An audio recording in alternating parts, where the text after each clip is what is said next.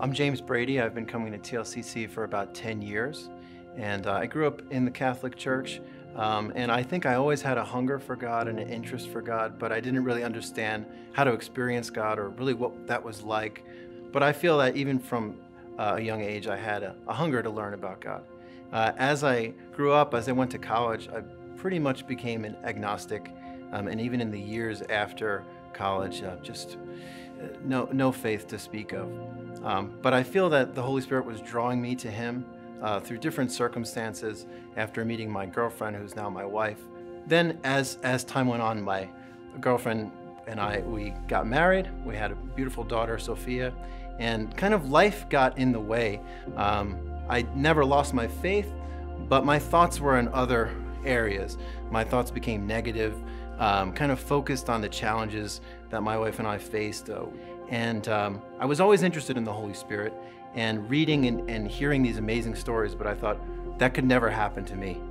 God's not going to choose me. I'm not good enough. I'm not a good enough Christian. I have a past that I'm not so proud of, and I'm not that important.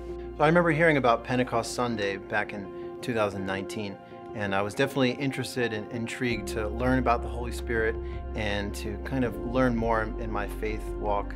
And after hearing Phil Muncie speak that morning, there was the believers meeting at night, and my wife and I and our daughter were interested in going. So after hearing the teaching that night, Pastor Phil Muncie offered for anyone to come up and he would lay hands on them.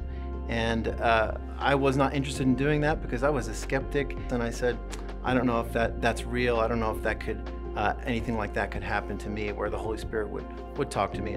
And I would think that sometimes it's more for a show. Is it real? Is it authentic? So I didn't want to volunteer to go. But Phil Muncie offered for the children to come up to pray a blessing over the children. So as a proud dad, I said, let's definitely do that. So we went up and he prayed over my daughter, and I thought we would just go back to our seats and that would be it. But he called me over and he asked if he could lay hands on me. And I said, sure, why not? As soon as he put his hands on me, I felt different. It was as if there was no one else in the room at that time. It was as if I couldn't hear the music, and I immediately sensed the presence of God. And when he said to me that my thoughts are keeping me from God, that it's like a bridge between me and God, and I need to close that gap. He had never known me. I hadn't talked to anyone about my struggles at the time, and it had to be a God thing. After that experience, I was completely overwhelmed with emotion. And Pastor Terry was there by my side with his arm around me, walking me through this experience. And I got the sense that he knew the Holy Spirit was active in that moment as well. I knew that this was real. This wasn't weird.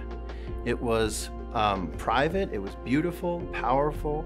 And it was as if God was speaking directly to me in a way that I'd never experienced before. I know that Phil Muncie is just a man, but God was using him to speak to me. And my excitement from my younger days as a believer was back again in full force. And I remember for the next couple days I had trouble sleeping because I was just so excited that God spoke to me. He chose me. I never expected something like that to ever happen again.